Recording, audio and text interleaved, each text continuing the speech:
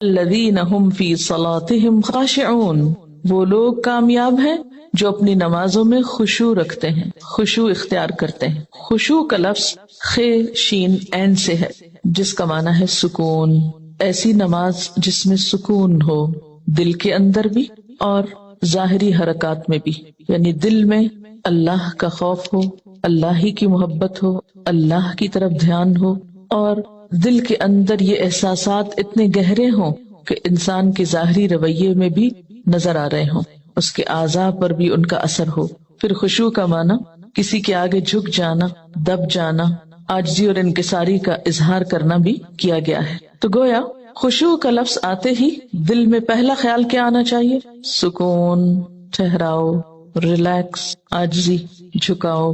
اسی لیے ہم دیکھتے ہیں کہ حضرت مجاہد کہتے ہیں کہ نظر اور آواز کو پست رکھنے کا نام خشوع ہے۔ حضرت علی رضی اللہ تعالیٰ عنہ فرماتے ہیں کہ دائیں بائیں التفات یعنی گوشہ چشم سے دیکھنے سے بچنا خشوع ہے، یعنی نماز میں کھڑے ہو کر دائیں بائیں نہیں دیکھنا، ادھر ادھر نہیں دیکھنا، اور آنکھوں کے کناروں سے بھی نہیں دیکھنا۔ جو اس سے بچ جائے گویا وہ خشوع کی حالت میں ہے۔ حضرت عطا فرماتے ہیں کہ بدن کے کسی حصے سے نہ کھیلنا خشوع ہے، یعنی نماز میں بے وجہ کھجانا یا کپڑے ٹھیک کرنا، ہلنا جلنا، آگے پیچھے ہونا، کبھی ٹانگ اٹھانا، کبھی انگلیاں مروڑنا، کبھی کچھ کرنا، کبھی ایک ٹانگ پہ بوجھ ڈال کے کھڑے ہو جانا، یہ سب چیزیں خشوع کے خلاف ہیں۔ حضرت ابو ذر رضی اللہ تعالیٰ عنہ سے روایت ہے کہ رسول اللہ صلی اللہ علیہ وسلم نے فرمایا، اللہ تعالیٰ نماز کے وقت اپنے بندے کی طرف برابر متوجہ رہتا ہے جب تک وہ دوسری طرف التفات نہ کرے، یعنی بندہ جب رب کی طرف متوجہ رہتا ہے تو رب بھی بندے کی طرف متوجہ رہتا ہے۔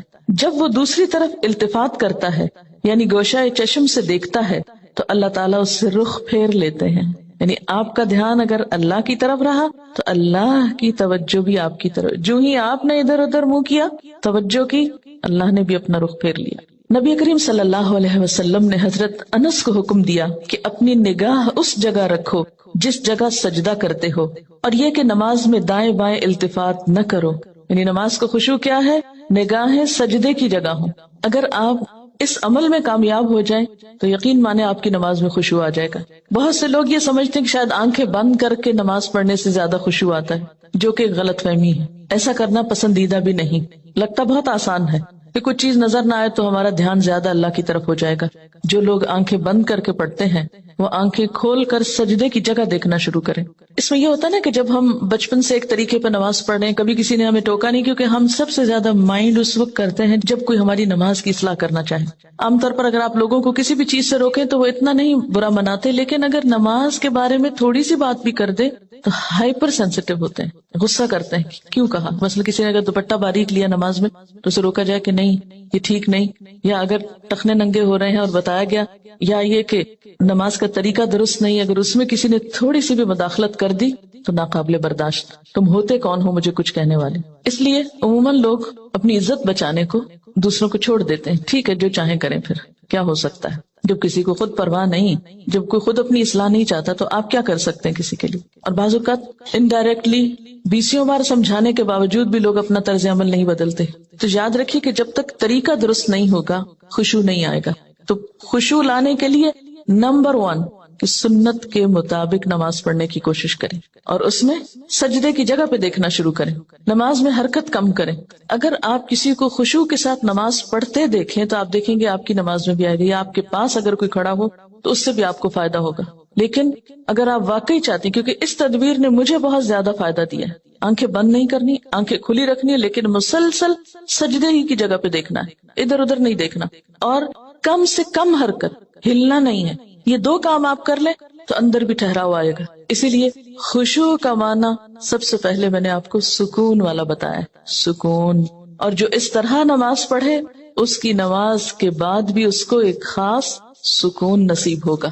ہم نماز پڑھ کے بے چین اٹھتے ہیں، بعض اوقات کیا پڑھا، کبھی رونے بھی بیٹھ جاتے ہیں، کوئی فائدہ نہیں، یہ رونے دھونے سے کوئی زیادہ فائدہ نہیں ہے، یہ ایک لیم ایکسکیوز ہوتا ہے، رو کے اپنے آپ کو ہم خوش کر لیتے ہیں کہ ہم رو لیے، بس ندامت کے آنسوں نے سب غلطی دھو دی۔ ٹھیک ہے، اس سے دھل جاتی ہے غلطی، لیکن غلطی کی جب تک اصلاح نہ ہو تو محض رونا فائدہ نہیں دیتا، یا محض ندامت فائدہ نہیں دیتی۔ تو اس لیے 2 چیزوں پہ خصوصی توجہ کرنی ہے اگر چاہتے ہیں خشوع آئے۔ تو یہاں پر اللہ تعالیٰ فرماتے ہیں کہ صرف نماز پڑھنا ہی کافی نہیں بلکہ نماز میں خشوع ضروری ہے. کس کے لیے؟ کامیابی کے لیے. اسی لیے آپ دیکھیے کہ ایسی جگہ پر نماز پڑھنے کو کہا گیا ہے جہاں زیادہ آس پاس موومنٹ نہ ہو. مردوں کے لیے تو بہت ہی اچھا چانس ہوتا ہے کہ مسجد میں چلے جائیں, مسجد میں سبھی نماز پڑھیں, کچھ اور تو وہاں ہو نہیں رہا ہوگا, تو اس میں خشوع پیدا ہونے کا ایک قدرتی ماحول ہوتا ہے. لیکن عورتوں کے لیے کیا پسندیدہ ہے؟ جیسے حدیث میں آتا ہے کہ گھر کے اندر والے حصے میں, یعنی جتنا عام ایکٹیویٹی والے حصے کو چھوڑ کر آپ الگ تھلگ ہو کر نماز پڑھیں اتنا ہی اچھا ہے. تو جب ہم سکون کے فارمولے پہ عمل کریں گے تو لازمی طور پر پھر ہم نماز میں کچھ اور چیزوں کا بھی خیال رکھیں گے جو عموماً دیکھا گیا ہے کہ لوگ ان کا خیال نہیں رکھتے.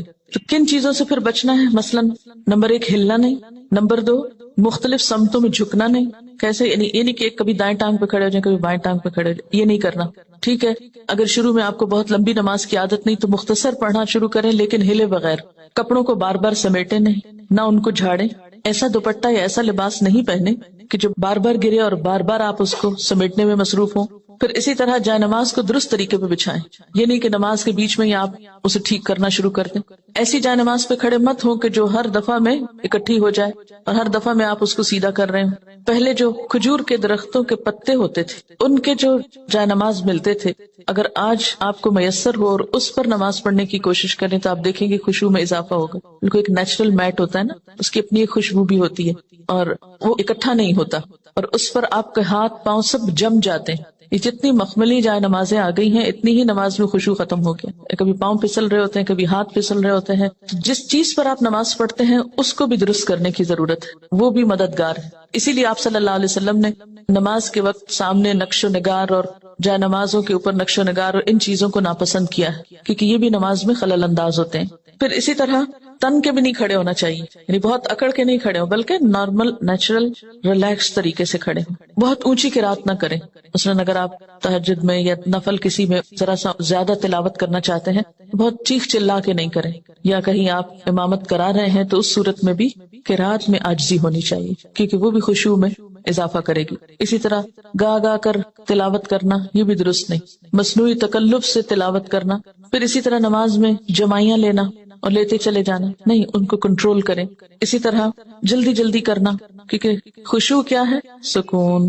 اور سکون میں کیا ہے کہ آپ جب قیام کریں تو ہلنا بند کر دیں, رکوع کریں تو اتنی دیر رکوع کریں کہ جسم ہلنا بند کر دے, رکوع سے جب اٹھیں تو کھڑے ہو کر دوبارہ اتنا کھڑے ہوں کم از کم کہ آپ کا جسم ہلنا بند کر دے. پھر جب آپ سجدے میں جائیں ٹک جائیں اور اس وقت سر اٹھائیں جب تسبیحات پوری ہو چکی ہوں اور ہلنا بھی ختم ہو چکا. یہ نہیں کہ آپ ایک کانسٹنٹ موومنٹ میں کھڑے ہوئے تو رکوع میں ہلتے ہلتے پھر کھڑے ہو گئے, پھر سجدے میں ابھی ہلنا بند نہیں تو پھر کھڑے ہو گئے اور پھر واپس پلٹ گئے. یہ ماری ماری نماز جو ہے جلدی کی, اس سے قطعاً خشوع نہیں آتا. خشوع کے لیے آپ کو ٹھہر ٹھہر کر آہستہ نماز پڑھنی ہوگی. اسی طرح اگر کوئی چیز نماز میں اذیت دے رہی ہو تو اس کو ہٹانا ضروری ہے کیونکہ بعض اوقات جب ہم کہتے ہیں نا سکون اور ٹھہر جانا تو اس میں ہم ایسا ٹھہرتے ہیں کہ کوئی چیز اگر ہمیں اس میں پریشان کر رہی ہے, چبھ رہی ہے یا کوئی خارش ہو گئی یا کچھ تو ہم اس کی طرف بھی توجہ نہیں دیتے, نتیجہ کیا تو کچھ سمجھ نہیں آتا پڑھ کیا رہے. تو یہ ان نیچرل قسم کا سکون بھی طاری نہیں کرنا. اس میں کوشش کریں کہ کم سے کم موومنٹ سے اس سبب کو دور کر دیں.